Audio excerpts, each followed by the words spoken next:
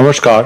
Public India 9 AM संस्करण में आप सबका स्वागत है। आज हम लोग चर्चा करेंगे कल की गतिविधियों पर और आने वाले समय में भारत के आगे क्या चैलेंजेस हैं, क्या मुश्किलें हैं और पाकिस्तान किस तरीके फेक प्रोपेगेंडा के तहत भारत को बदनाम और बांटने की कोशिश कर रहा है। पहले मैं आज की खबर बता दूं, फिरोजपुर, फाजिल्का, अमृतसर और जम्मू से पाकिस्तान की तरफ से ड्रोन गतिविधियां बढ़ने की खबरें आ रही हैं और भारतीय वायु रक्षा प्रणाली ड्रोन को रोकने में सफल हुई है। कल देर देर रात जम्मू में और कश्मीर के श्रीनगर एयरपोर्ट के कुछ इलाकों में और खासकर पंजाब में इस तरीके की वारदातें हुई, घटनाएं हुई। ब्लैकआउट के बीच ड्रोन्स के द्वारा पाकिस्तान लगातार हमले कर रही है और भारतीय सेना उसको निष्क्रिय कर रही है। ग्राम खाई फेम के जिला फिरोजपुर भारत में एक घर पर ड्रोन विस्फोट हुआ। पाकिस्तान की ओर से भारी गोलाबारी और गोलाबारी के बीच श्रीनगर में जोरदार धमाके सुने गए। होशियारपुर के दसूहा के धमाकों से भी गूंजा इलाका। भारत ने शुक्रवार को पाकिस्तान को आईएमएफ के बेल आउट पैकेज के लिए वोटिंग से खुद को दूर रखा है। नई दिल्ली ने पाकिस्तान में आईएमएफ कार्यक्रमों की प्रभावशीलता पर चिंता जताई है और देश के खराब ट्रैक रिकॉर्ड का हवाला दिया है। सरकार ने यह कहा है कि संयुक्त राष्ट्र की वित्तीय एजेंसी ने भारत की आपत्तियों पर ध्यान देने की जरूरत है।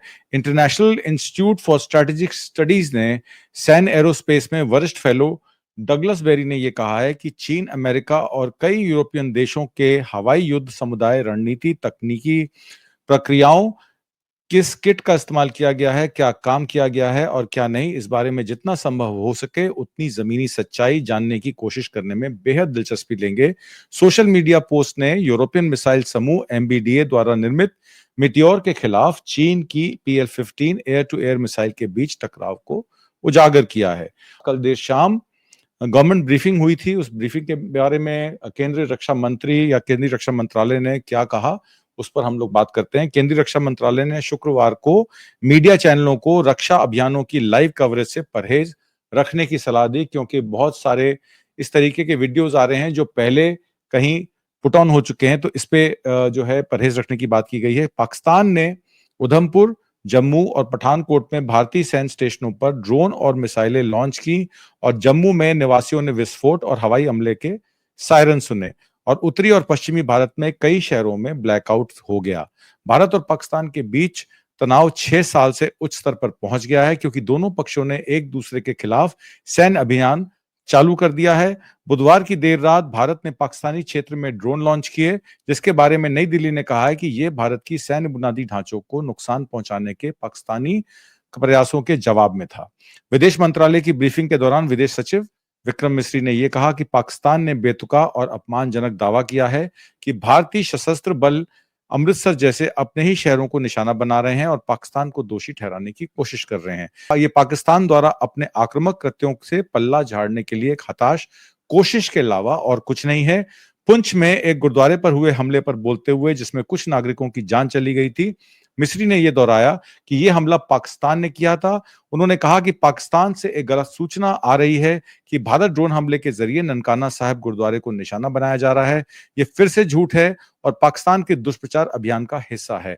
पाकिस्तान विवाद पैदा करने के इरादे से स्थिति को सांप्रदायिक रंग देने की बेताब कोशिश कर रहा है। समाचार एजेंसी पीटीआई के रिपोर्ट के अनुसार केंद्रीय वित्त मंत्री निर्मला सीतारमण ने बैंकों से किसी भी संकट से निपटने और निर्बाध बैंकिंग सेवाएं सुनिश्चित करने के लिए पूरी तरीके से सतर्क रहने को कहा है। इससे पहले आज सीतारमण ने भारत पाकिस्तान तनाव के मद्देनजर बैंकिंग क्षेत्र के परिचालन, साइबर सुरक्षा तैयारियों की समीक्षा की। सरकारी ब्रीफिंग में यह भी कहा गया कि पाकिस्तानी नागरिक विमानों के को ढाल के रूप में इस्तेमाल किया जा रहा है। वो अच्छी तरह से जानते हैं कि भारत पर उसके हमले से हवाई रक्षा प्रक्रिया होगी। सरकार ने कहा है कि यह भारत और पाकिस्तान के बीच अंतर्राष्ट्रीय सीमा के पास उड़ान भरने वाली अंतर्राष्ट्रीय विमानों सहित नागरिक विमानों के लिए सुरक्षित नहीं है। विंग कमांडर व्योमिका सिंह ने संयुक्त प्रेस ब्रीफिंग में कहा, पाकिस्तानी हमले के जवाब में पाकिस्तान के 4 हवाई रक्षा स्थलों पर सशस्त्र ड्रोन लॉन्च किए गए। ड्रोन में से एक एडी रडार को नष्ट करने में सक्षम था। पाकिस्तान ने भारी कैलिबर आर्टिलरी गन और सशस्त्र ड्रोन का उपयोग करके नियंत्रण रेखा के पार तोपखाने की गोलाबारी भी की। उन्होंने कहा कि पाकिस्तान द्वारा की गई गोलाबारी के परिणाम स्वरूप भारतीय सेना के कुछ जवान घायल हुए हैं और जवाबी गोलाबारी में पाकिस्तानी सेना को भी बड़ा नुकसान पहुंचाया गया है। विदेश सचिव विक्रम मिस्त्री ने यह भी कहा कि हमलों से इनकार करने की पाकिस्तान की कोशिशें हास्यास्पद हैं।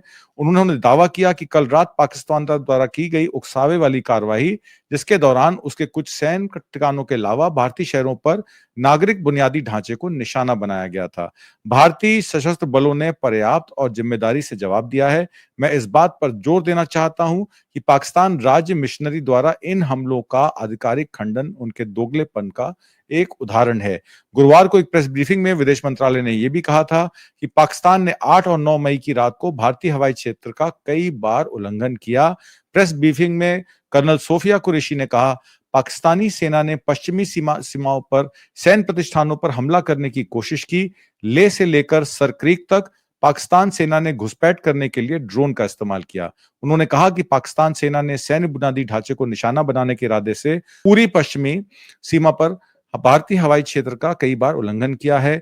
विदेश मंत्री की ब्रीफिंग में कर्नल सोफिया कुरैशी ने कहा कि पाकिस्तान ने 9 मई को 36 स्थानों पर ड्रोन घुसपैठ की कोशिश की थी। रॉयटर्स की एक रिपोर्ट के अनुसार अमेरिकी अधिकारियों ने यह पुष्टि की है कि पाकिस्तान ने भारतीय विमानों के खिलाफ J-10 जेट विमानों का इस्तेमाल किया। भारत द्वारा पाकिस्तान और पाकिस्तान के कब्जे वाले कश्मीर पीओके में 9 आतंकी शिविरों को नष्ट करने के बाद पाकिस्तानी वायुसेना ने शुक्रवार को चीनी PL-15 मिसाइल का इस्तेमाल करने की बात स्वीकार की। यह स्वीकृति किसी भी देश द्वारा PL-15 मिसाइल के पहले उपयोग को चिन्हित करती है, क्योंकि चीनी मिसाइल को पहले कभी युद्ध में परीक्षण नहीं किया गया है। भारत ने विमानों के नुकसान की बात स्वीकार नहीं की है। 2 अमेरिकी अधिकारियों ने रॉयटर्स को बताया कि बुधवार को चीनी निर्मित एक शीर्ष पाकिस्तानी लड़ाकू विमान ने कम से कम 2 भारतीय सैन्य विमानों को मार गिराया था।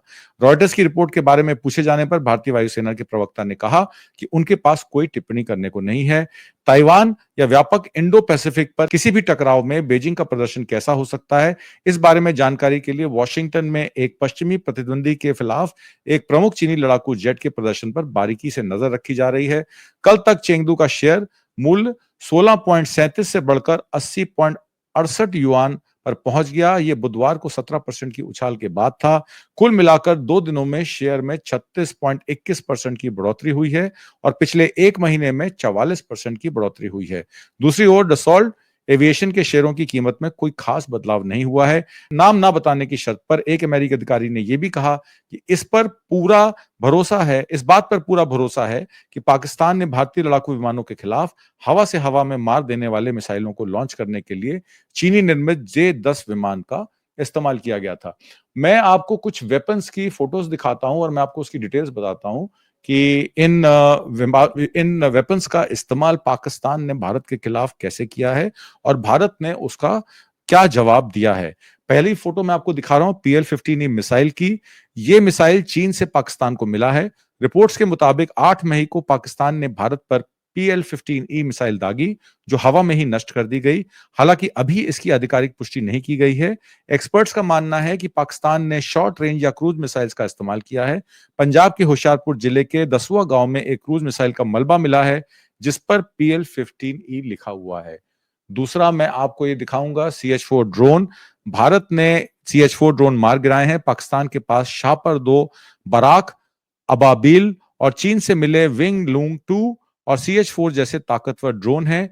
इनमें से सबसे ताकतवर CH-4 माना जाता है। CH-4 ड्रोन को चीन की China aerospace science and technology corporation यानी CASC ने बनाया है। 2021 में पाकिस्तान ने चीन से 5 CH-4 ड्रोन खरीदे थे। मई 2024 के करीब 202 करोड़ रुपए में 10 और ड्रोन खरीदे गए। ये दुश्मन पर नजर रखने और हमला करने में सक्षम है। अब तक पाकिस्तान से हुई सभी ड्रोन अटैक को भारत ने नाकाम कर दिया है। हालांकि दूसरी तरफ मैं आपको दिखा दूं JY-27A रडार सिस्टम। भारत में इतनी बड़ी स्ट्राइक की पाकिस्तान का रडार सिस्टम फेल कर दिया। पाकिस्तान का पूरा हवाई डिफेंस चीन से लिया गया है। इसमें जैमर रडार सिस्टम और MQ-9 एयर डिफेंस सब कुछ चीन की देन है। चीन से मिला JY-27A radar system stealth range में यानी रडार पर आसानी से पकड़ना आने वाले युद्धपोत और लड़ाकू जेट्स का भी ट्रैक करता है, लेकिन यह सिस्टम 6-7 मई की रात हुए भारत के हमले को नहीं रोक पाया। उसके बाद मैं आपके पास आता हूं HQ-9 AD missile systems. HQ-9 air defence system की लाहौर यूनिट तबाह हो गई थी। HQ-9 AD यानी होंगक्वी 9 एयर डिफेंस मिसाइल सिस्टम को चीन की company China precision machinery import and export corporation CPMIEC ने बनाया है। ये मध्यम से लंबी दूरी के टारगेट्स को तबाह करने वाला एक surface to air missile SAM system है, यानी इसमें टारगेट को मिसाइल्स के जरिए निशाना बनाया जाता है। ये रूस की S-300 और अमेरिका की पेट्रियोटिक डिफेंस सिस्टम की तर्ज पर बना है। हालांकि भारत को रूस से मिले S-400 मिसाइल सिस्टम डिफेंस जो है उससे ये कमजोर है। आखिर में मैं आपको दिखाता हूं JF-17 थंडर फाइटर जेट, जिसकी चर्चा मैंने पहले की थी। JF-17 थंडर फाइटर जेट को चीन की CACC और पाकिस्तान एरोनॉटिकल कॉम्प्लेक्स PSC ने मिलकर बनाया है। ये 2007 में पाकिस्तान एयरफोर्स में शामिल हुआ। इस समय पाकिस्तान के पास 150 से ज्यादा JF-17 फाइटर्स जेट हैं। JF-17 थंडर पाकिस्तान एयरफोर्स का मुख्य जेट है, जो अमेरिकी F-16 और चीनी J-10C के साथ मिलकर हवाई सुरक्षा के लिए काम करता है। 8 मई की रात अपुष्ट खबरें आई कि भारत ने JF-17 फाइटर जेट गिरा दिए हैं। पाकिस्तान का MQ-19P एयर डिफेंस सिस्टम और JF-17 जैसे उन्नत लड़ाकू जेट्स अब तक वॉर टेस्टेड नहीं हैं। इनका पहली बार ट्रायल किया जा रहा है। ये हमला रोकने और जवाबी कार्रवाई में इतने सक्षम है कि ये कहा नहीं जा सकता। उदाहरण के लिए 2022 में पाकिस्तान के मियां चुन्नू इलाके में गलती से गिरी भारत का ब्रह्मोस मिसाइल को MQ-19P नहीं रोक पाया था। पाकिस्तान जंग के बहाने अपने इन हथियारों की टेस्टिंग भी कर रहा है। हथियारों की टेस्टिंग के लिए पहले से ही कई देश बेवजह जंग छेड़ चुके हैं। तो ये आज की खबर है। उम्मीद करता हूं कि आपको आज का कार्यक्रम पसंद आया होगा। कमेंट बॉक्स में जरूर लिख के भेजिएगा। हम आप तक सही सूचना सही समय तक पहुंचाने के लिए प्रतिबद्ध हैं। नमस्कार, जय हिंद।